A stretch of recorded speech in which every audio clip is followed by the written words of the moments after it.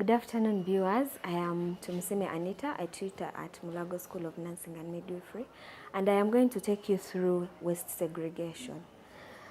Okay, so waste segregation is done using different bins, which are categorized differently depending on the category in which the waste belongs. So we are going to start with seeing the different bins according to the different categories of wastes that are in those bins. So we start with the black bin, and the black bin accommodates all the non-infectious wastes, and that is the dry ones and the wet ones. So the dry ones are those that are dry. So we have peppers, okay?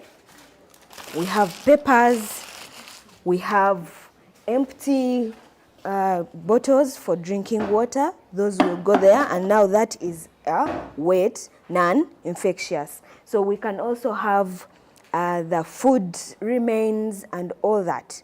However, if these dry and wet non-infectious wastes are from a patient who has very infectious disease, then they will go in a different bin, which we shall see that accommodates the highly infectious wastes. Okay, so that is all with the black bin. Yellow bin, and the yellow bin accommodates the infectious wastes. So the infectious wastes are all those things that are from a patient, have been used on a patient, and do not have blood or any human remains or body parts or particles. So among them can be a giving set, a fluid giving set. We can have urine bag, okay? We can have a urine bag. We can have a catheter in it. We can have an NG tube into it, and all the other wastes that are infectious. However, remember we said that if it is from a highly infectious patient, we shall have it in the highly infectious bin. So this is only for the infectious wastes. The highly infectious bin, which is the red bin. So in the red bin, we have the body parts. Among them, we have the placentas, we have human tissue. In case you're cleaning a wound and you're debriding it, you will have to put them in the red bin, and any other thing that has blood. So handling any of these wastes need you to have gloves on. So we shall always have gloves because it's our protection first. So, and among them we have the clean gloves and the surgical gloves. Now when you're handling blood or any human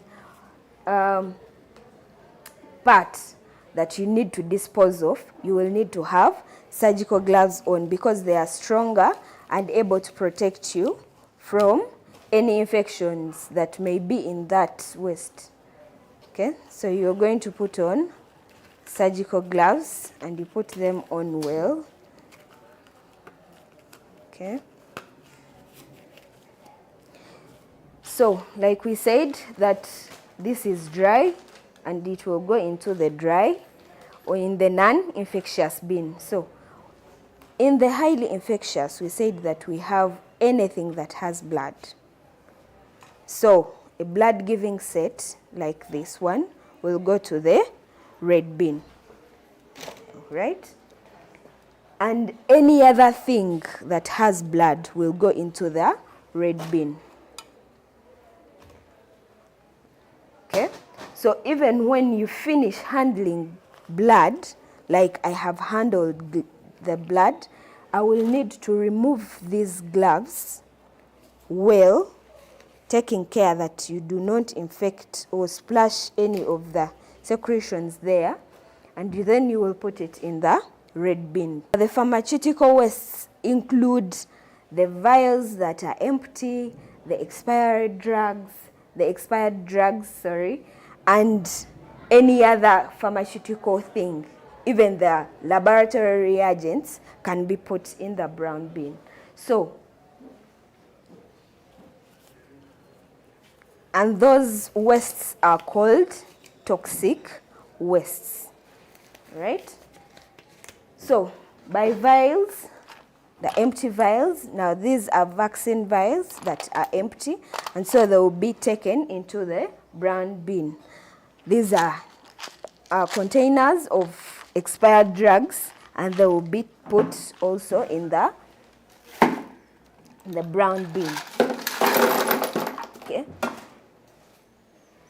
So now in a scenario that those vials, or for example like this, is broken, you will not put it in the brown bin, however much it is a pharmaceutical waste, because it is going to now affect the person that is going to dispose of these wastes that you have. So you're going to put it in a safety box. Now the safety box accommodates the sharps and the broken vials or broken pharmaceutical containers that you may have. So after you have cannulated and you have a sharp, you will take it straight into the sharps box or safety box. So, and you have to ensure that you do not recap. So for example, you have drawn blood from a patient and you have the syringe with you. Remember, you have a cap of this needle. Do not recap, because that is going to expose you to have needle stick injuries. So you're going to take it straight into the safety box. Okay. Now, in a scenario where you have a container that you have given to a patient to put in a sample for you, and you have finished to use that sample, you will need to dispose it off into the highly infectious bin.